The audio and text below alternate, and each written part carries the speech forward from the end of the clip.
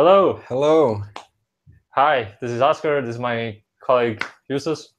Welcome to another episode of Baltics Go Mobile. And today we're going to talk about mobile conversions and cross-device tracking.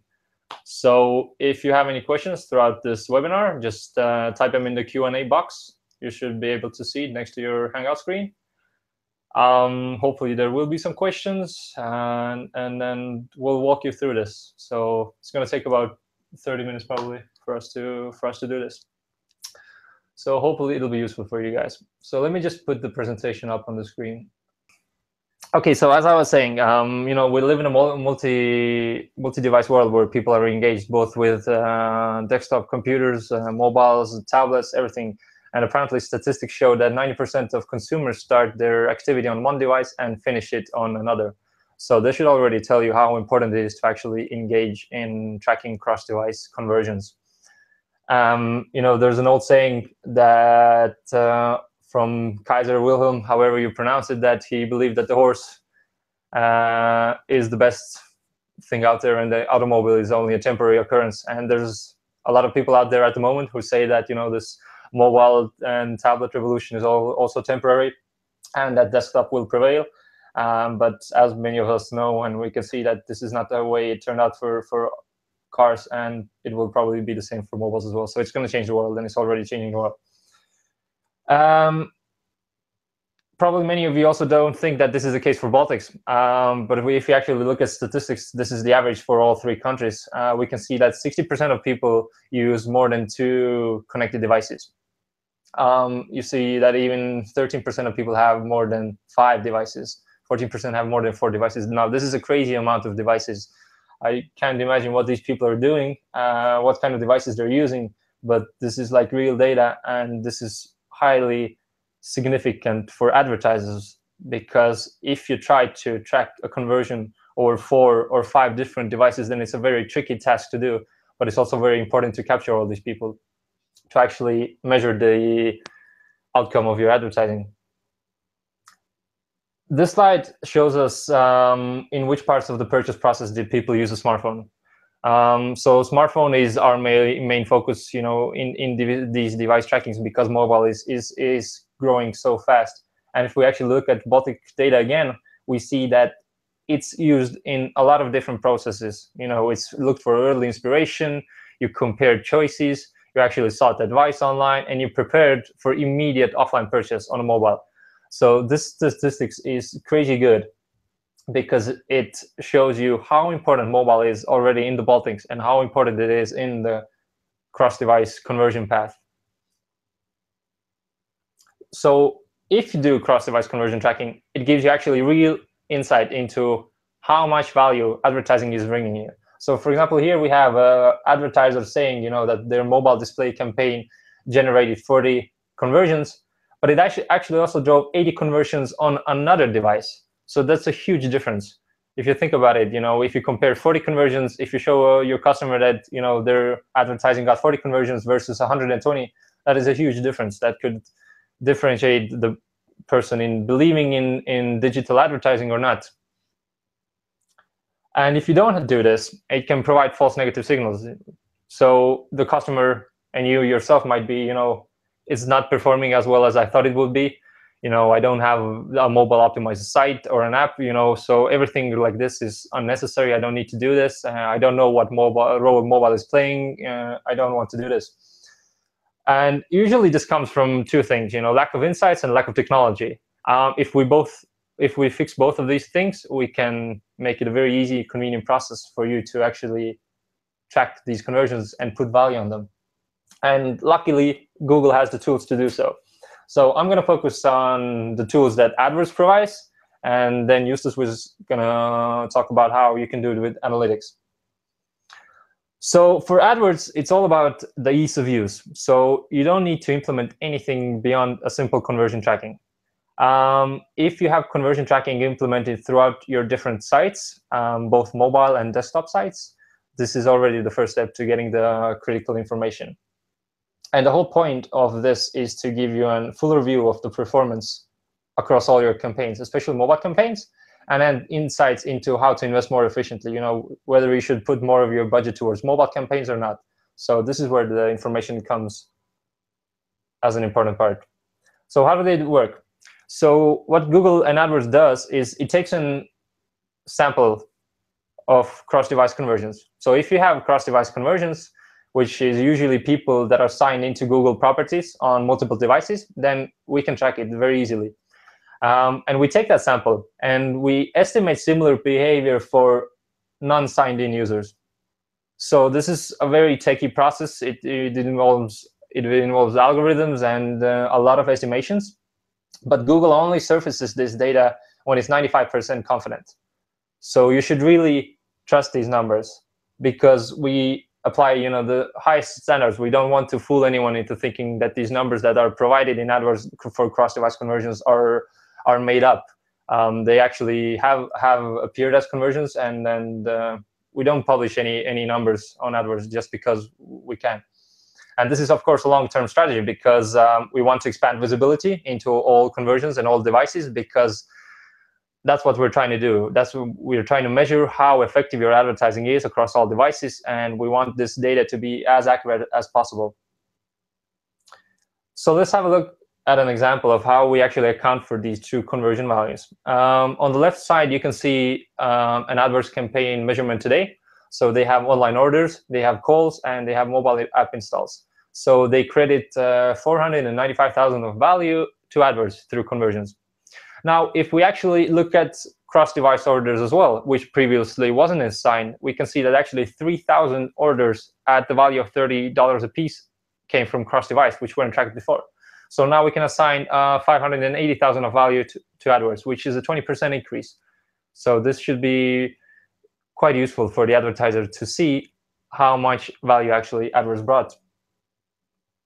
And perhaps some of you are thinking why we should give Google credit for these conversions. Are we just trying to prove that, or are we just trying to make up these just to prove that our advertising is worth it? But that's not the case, because these conversions are happening before and were happening before and are still happening, but they were just not associated with the ad click because of, technology has evolved as well. So we now have better methods of tracking these people, and we have a higher confidence that these conversions actually happened because of an ad click on Google. And of course, this is just one of many solutions. You shouldn't rely on only cross-device conversions, because obviously there are different types of, there's also online to offline conversions. There's multi-channel conversions, there's inter-channel conversions. So you should just look at this as an extra tool you can use, but this is just one of the many tools that you should use, and a very important one at that. So this is the last ad click model, which prevails in the conversion path. So if we look, for example, if both search and display ad clicks get a conversion, which one gets the credit? So here we see a person that went on mobile display, he clicked on the ad, after which he did a mobile search, he clicked on the mobile search ad, and finally he went on desktop, did an organic search, and then this conversion happened. So this is an example of cross-device conversions, and you can see that estimated cross-device and conversion goes for search. And we can go through another example. For example, John goes to google.com. So he's searching for shoes. Okay, he goes through the organic results for fancy shoes. Later that day, he actually does some research on his Android tablet. He clicks on the display ad, browses through the collection, and the next week, he goes on his laptop, goes directly to fancyshoes.com, and actually buys the pair of shoes. So in this process, the conversion would be contributed to the tablet display, which was the last click before he actually went organically on the site. You can find all of this information and all of these conversions in the interface of AdWords as we speak. So one of these columns is added manually, and one of these is added automatically. So there are estimated cross-device conversions and estimated total conversions. So the estimated cross-device conversions is the one that you have to add manually. And you can see that you can see some numbers here, how much these estimated cross-device conversions make up of the total conversions. And if you look at cross-device conversions, that column should actually tell you then the full value of mobile. How many people moved from mobile to desktop, mobile to tablet, mobile to mobile. And the final column, which is the total conversions, of course, shows the full value of AdWords. In it, cross-device, phone calls, app installs, store visits, whatever you want to measure. So it's a very simple process. It doesn't require a lot of knowledge or effort. The only thing that you really need to do is to make sure that you have conversion tracking installed correctly in all of your sites. And the rest of the information will be available in AdWords, and hopefully you'll make good use of it. So now my colleague Justas is going to tell you about how to do a similar thing in analytics. Thank you, Oskar, for deep insights on the cross-device conversion tracking using AdWords. Now let's deep dive into analytics and how we can actually measure cross-device conversions there. So analytics does provide you a lot of different tools for tracking data. And in terms of cross-device conversions, the user ID view function is probably the best one to see how people act and how people behave on different devices while navigating for your in your e-commerce shops, websites, etc. So there are two things to have in mind when thinking about user ID view. First of all, it should be an experience with a log-in functionality, let's say a shopping club, an e-commerce website where you have to log in, or some other platform. The second thing to remember is that it's especially relevant for people for advertisers who have different types of assets, let's say regular websites, mobile websites, apps, etc. And then these advertisers can then track the activity in terms of different devices and platforms used. So the main concept is quite simple. The main concept of user ID. You do have, as I mentioned before, you do have to have login functionality, and each logged in user is assigned a unique ID, which allows analytics to distinguish the user. Let's take an example of user number 1. By analytics, he was assigned an ID of 111, and at first he went to the mobile application. Then the same person went on the website using his laptop or a desktop computer. In this case, if there was no user ID installed, analytics would consider it as two different users. However, user ID view allows to link these sessions together and basically allows to track and think of the user as having a continuous activity on your website. It doesn't matter that he was using a mobile device at first and then the laptop. It just tracks the whole behavior as one experience. There are 4 things to have in mind when setting up user ID view. The first one is easy. You have to go on analytics, you have to go to your property settings, and under tracking info, you have to find the user ID functionality and just follow the steps there. Second of all, you do have to update your site's privacy policy because you have to inform the clients that the information is being tracked. And second of all, you have to make sure that the user ID, unique user IDs that you associate the users with are not associated with any personal identifiable information of these users. The third step is probably the trickiest because you do have to have some developing skills because you need to adjust the tracking code in order to account for the user ID view which is set up on the website. And then after making these changes to your analytics tag, you have to put the tag on all pages of your website.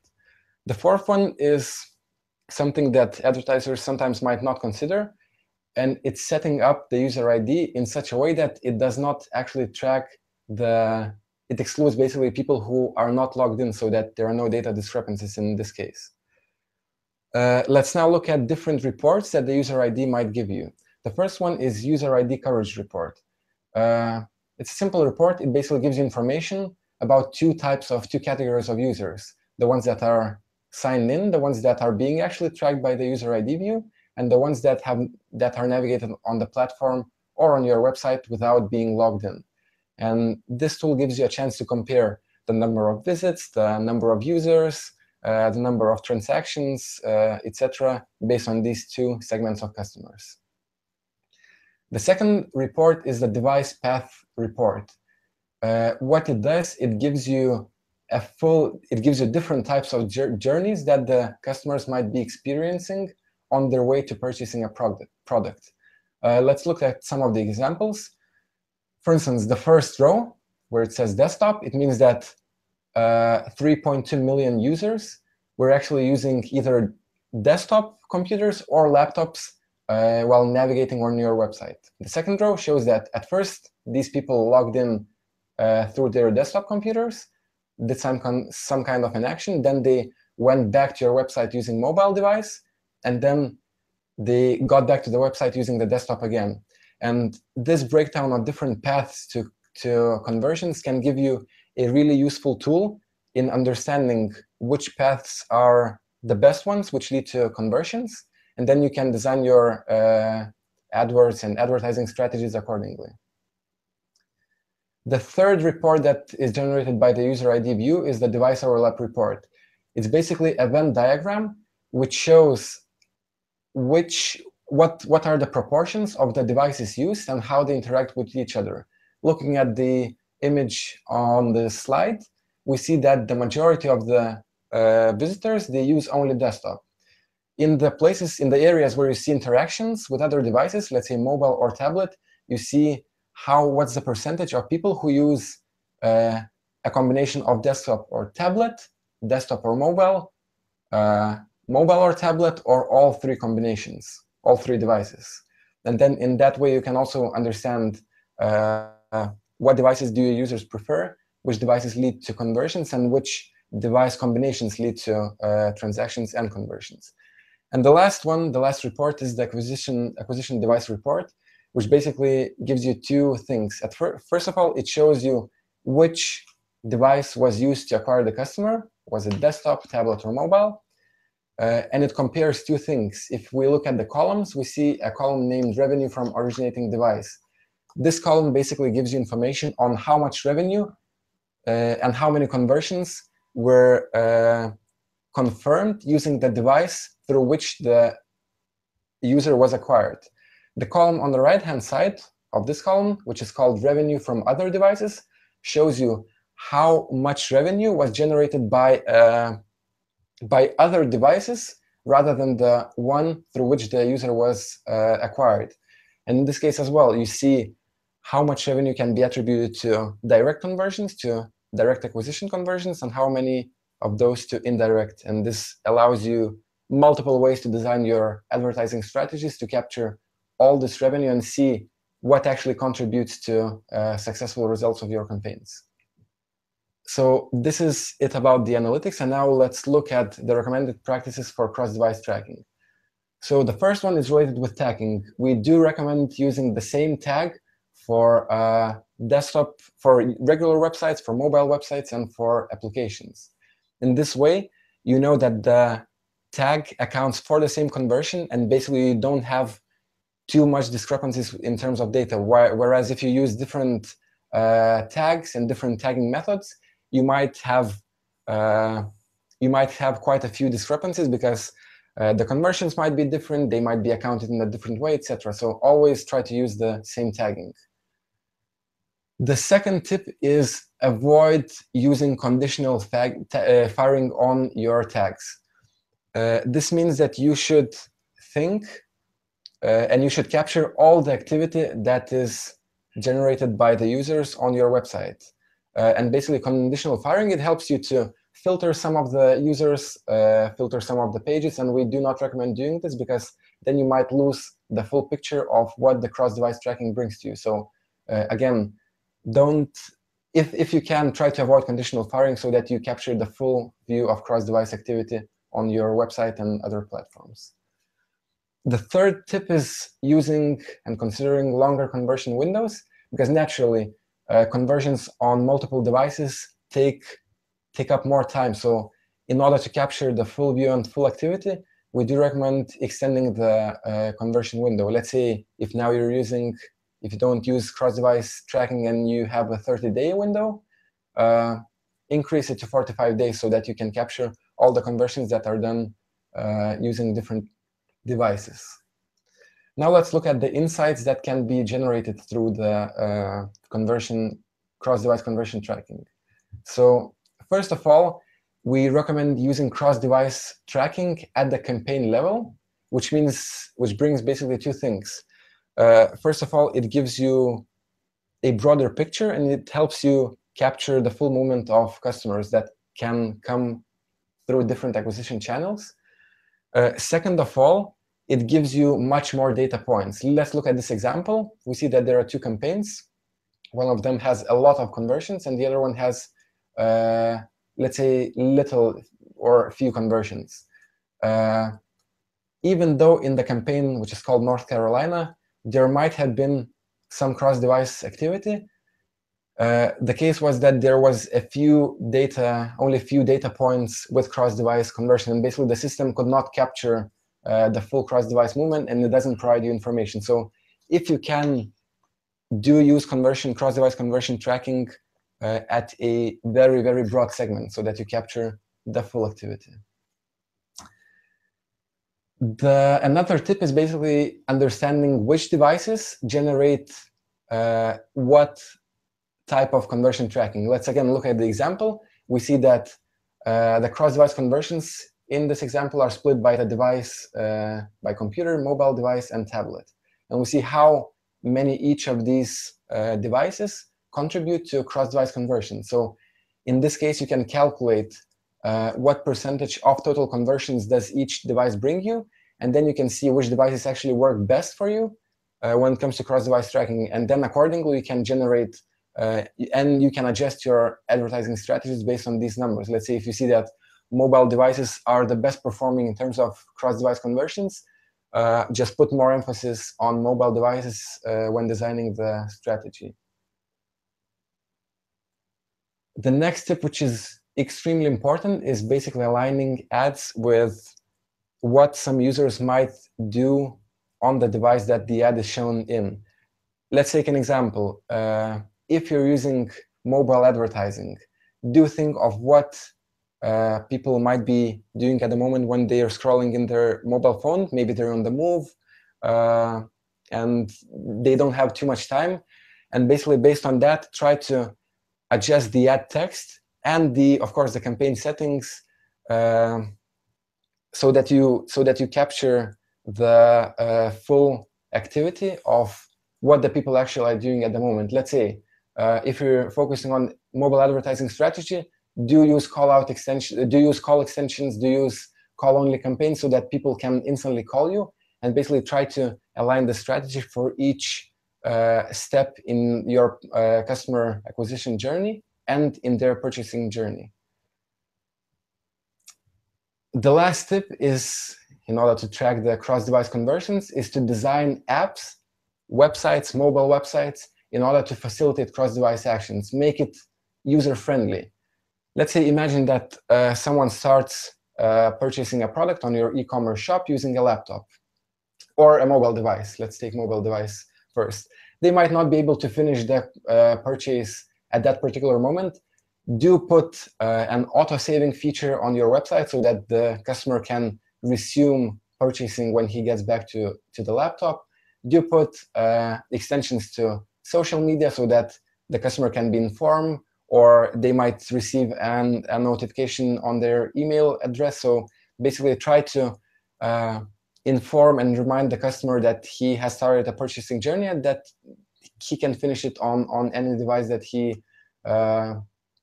wants to, basically. So making it consumer friendly and easy is one of the key features in terms of cross-device activity and success using advertising with different platforms. So a quick summary: enable the same conversion tracking on all the platforms that you might have.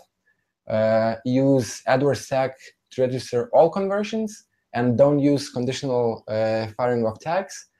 Do use cross-account conversion if you might have several accounts that are related to the same market. And then please pay attention to the conversion window that you're using so that you have enough time to capture all the conversions that might come from cross-device activity.